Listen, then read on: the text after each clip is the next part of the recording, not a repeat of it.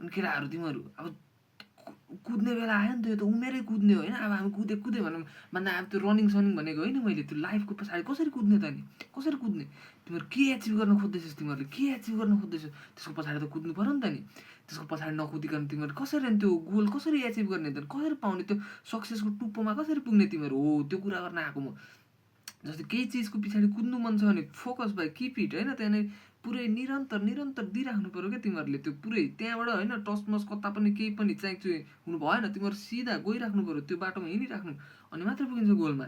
अनि होइन त्यो गोलको पछि कुद्दै गर्दा होइन तिमीहरूको खुट्टा तान्ने धेरै आउँछ भाइ, मान्छे मात्र नआएर कि समस्या होइन बाधा त थुप्रै चिज आउँछ क्या। अनि त्यसको पछि पनि तिमीहरू त्यो के भन्छ त्यसलाई, त्यो लडाउन पछाड्न नसकोस् त्यसले, तिनीहरूलाई पनि एकदमै होइन तिमीहरूले ह्यान्डल गरेर होइन त्यसलाई सल्भ गरेर जानुपर्छ। जस्तो कि अझै बाटोमा के आउँछ, तिमीहरूलाई समस्या के आउँछ त, मेन कुरा केटा मान्छेले के आउँछ भने सोच्दा माया पिरती आउँछ केटा हो, माया पिरतीमा तिमीहरू बुझ्दैछस् होइन, माया पिरतीमा तिमीहरू फसिस् होइन। अब बाटो हिँड्दै गरेको केटी र्याल काट्न थालिस् भने त सक्यो केटा हो, सक्यो, त्यो त्यस्तो गर्नु भएन होइन। अनि थुप्रै चिजले तिमीहरूलाई डिमोटिभेट गर्न सक्छ, थुप्रै चिजले तिमीहरूको खुट्टा तान्न सक्छ। जस्तो के छ त अनि एडिक्सन छ भाइ, एडिक्सन छ तिमीहरूलाई होइन, त्यो खुवाइपियाइवाला एडिक्सन, अरू केही होइन, त्यो अरू त मतलब होइन छोड्न सक्छ, तर खुवाइपियाइको लत लाग्यो तिमीहरूलाई, जस्तो कि रक्सी खान्छ, चुरोट गाँजा, तिनीहरू जे पनि खान्छस् तिनीहरूको लत लाग्यो भने तिमीहरू छुट्न निस्किन गाह्रो छ केटा हो, गाह्रो छ।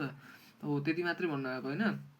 सक्सेसको पछि कुद्नु मन छ नि भाइ, छोड्नुपर्छ, तिमीहरूले सबै थोक छोड्नुपर्छ होइन, किप इट अप होइन, सिधा गइराख्नु पर्छ, सिधा नन स्टप, दायाँ बायाँ हेर्नु नै भएन।